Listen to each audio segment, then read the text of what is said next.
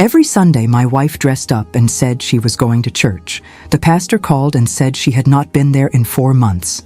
That night, I looked at her phone and saw something that made my hands go.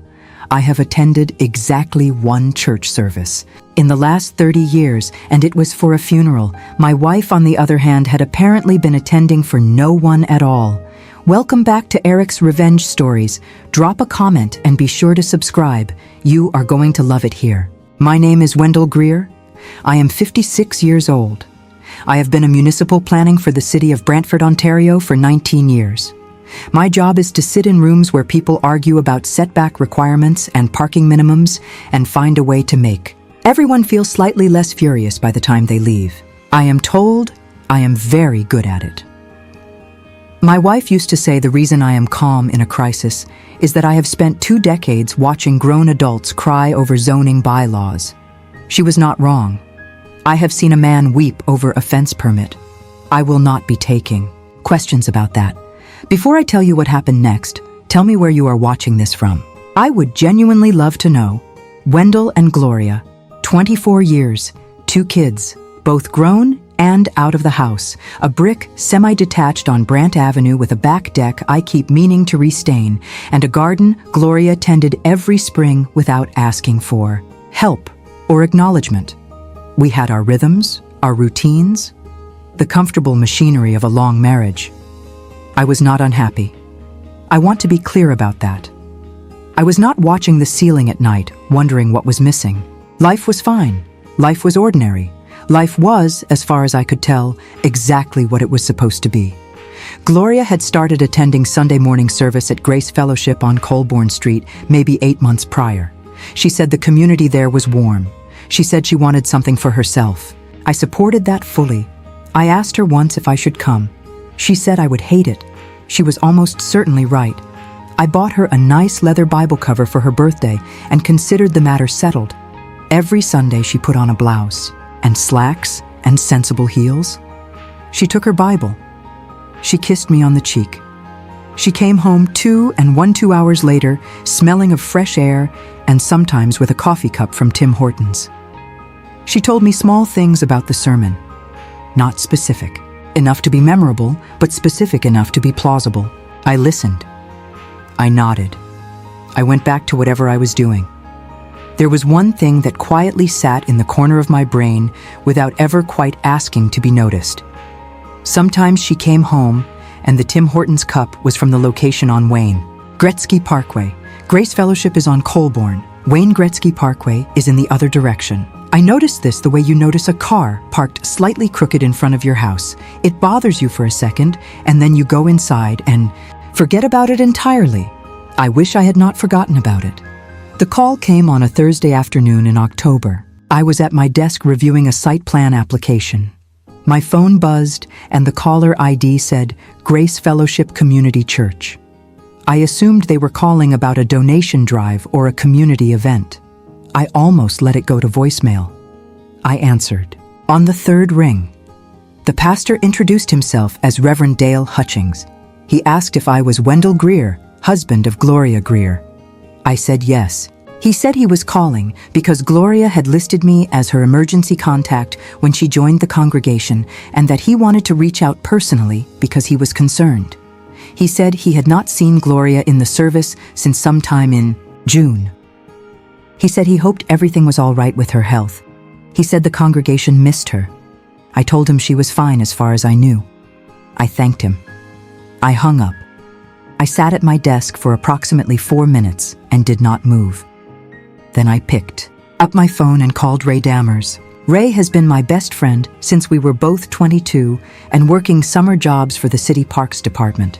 He now runs a small landscaping company out of Paris, Ontario, and has the particular gift of answering his phone as though he has been waiting for my call specifically, and nothing else was happening in his life. He answered on the 2nd ring. I said, Ray, I need to talk to you. He said that is convenient because I am currently standing in a ditch. I said, that is fine. Come out of the ditch. He said, hold on. And I heard shuffling and what sounded like a wet boot. I told him about the call. There was a long pause on his end. Not the pause of a man who is surprised, the pause of a man who is choosing his words carefully because he cares about you. He said, "Wendell, do not look at her phone tonight." I said I was not planning to. He said, "I mean it because once you look, you cannot not know." I said, "Ray, she has been lying to me for 4 months." He said, "I know and I am sorry, but be sure you want to know everything before you go looking because there is no door back through once you open it." I said, "I know."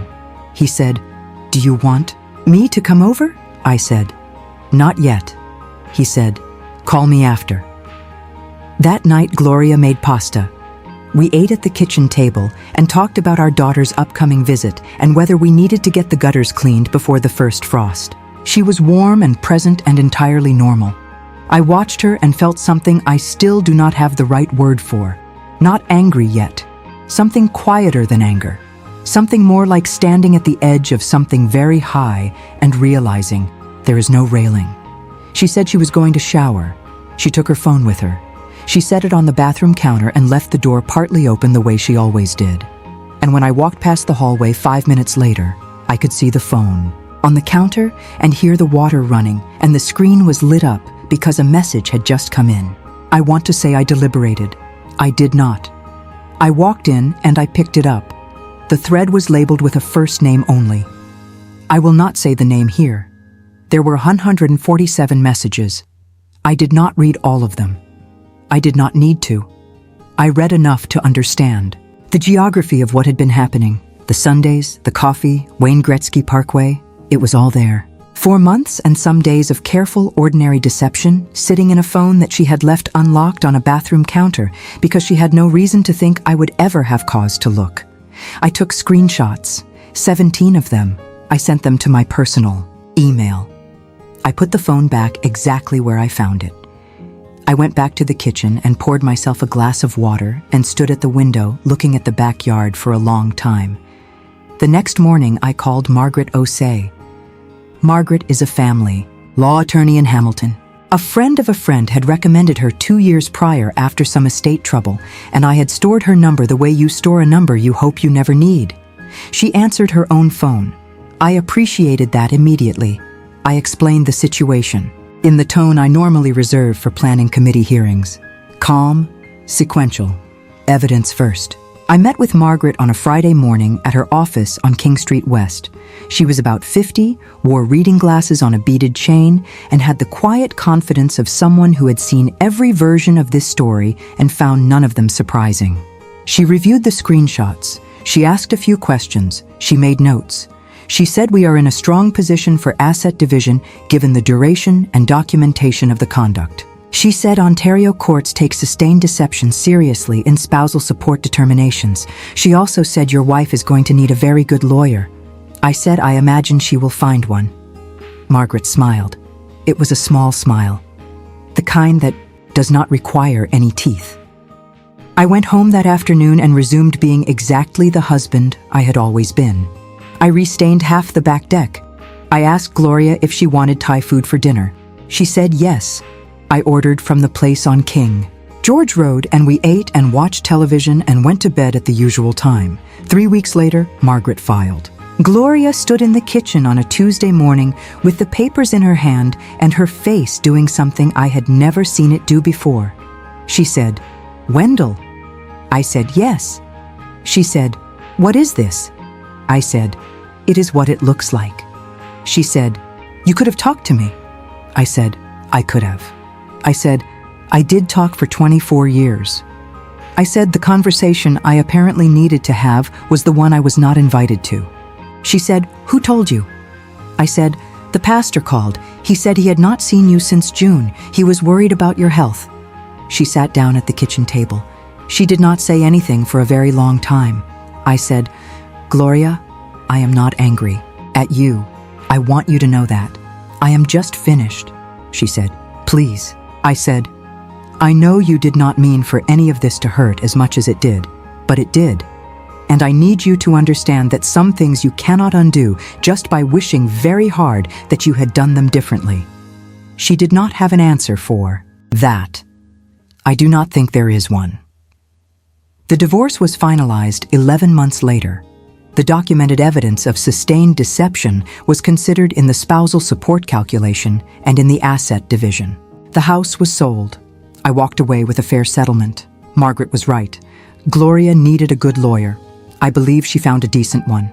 I hold no grudge about that. I rent a place now on Dalhousie Street, a second-floor unit with big windows, and hardwood floors and a small balcony I have put exactly one chair on. It is a very good chair. I drink my coffee out there on Sunday mornings and watch Brantford wake up slowly and eye something that surprises me every single time. I feel fine. Ray came over on the first Sunday I had the balcony chair. He brought a thermos of coffee and sat on an upturned crate he found in my living room and did not complain once. He said, "This is a good chair." I said, "I know." He said, "You doing okay?" I thought about it honestly. I said, "Yeah, I think so." He said, "You think so or you know so?" I said, "I know so." He said, "Good." He poured the coffee. We sat there for a long time without saying anything in particular, and the morning light came across the rooftops at that angle. It only does in fall, and I thought, well, here I am. Then Ray said, "You ever going to restain that second half of the back deck at the old house?" I said, "That is the new owner's problem now." He said, "That is the healthiest thing you have ever said." I said, "I have been working on it."